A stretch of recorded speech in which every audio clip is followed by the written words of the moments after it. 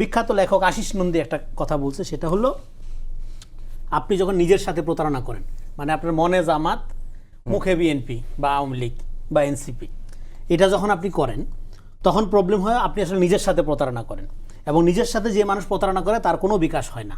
এই জন্য দস্তয়েভস্কি বলছে, above all do not lie to your self. সব কিছুর বিনিময় হলো নিজের সাথে মিথ্যা বলা যাবে না, বললেন না, বললে ক্ষতি হয়। এবং ক্ষতিটা কি? আশিস নন্দী বলতেছে আত্মশক্তি হারানোর ফলে ফ্যাসিবাদের বিরুদ্ধে আন্দোলনগুলো কম কার্যকরী হয়। মানে আপনি যখন আত্মশক্তি হারাই ফেলেন, মানে আওয়ামী লীগের সময় আওয়ামী লীগ থাকা, হ্যাঁ, তারপরে আপনার যখন যেমন তখন সেজে যাওয়ার প্রক্রিয়া, মানে আপনার জলীয় ক্যারেক্টার যদি আপনার হয়ে যায়, তরল যদি হয়ে যায় আপনার চরিত্র, তাইলে ফ্যাসিবাদের বিরুদ্ধে রুখে দাঁড়ানোর যে ইস্পাত কঠিন ঐক্য দরকার ছিল, আন্দোলন দরকার ছিল, সেটা লুজার হয়। কারণ আপনি একটা বড় শক্তি তো ঢুকে যেয়ে বসে রয়েছে ভিতরগতভাবে। তো তখন এইটা, এবং আপনি দেখবেন যে এমন এমন নেতাদের আমরা এখন জুলাই বলে হুঙ্কার দিতে দেখি, যারা 16-17 তারিখ পর্যন্ত লাঠি নিয়ে ছাত্রলীগের সাথে মিছিলে নামছে।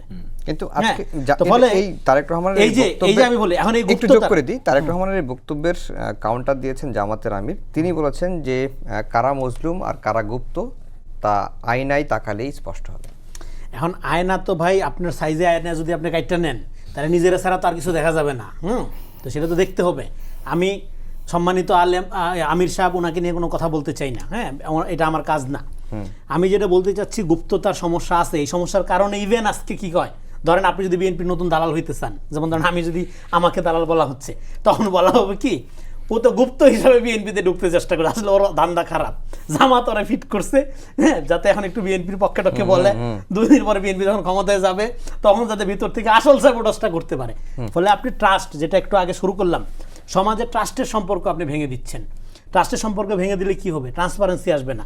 জামাত যে ধরেন সকালে 100 কদম আগায়, বিকালে যে 200 কদম পিছায়, তার কারণ কি?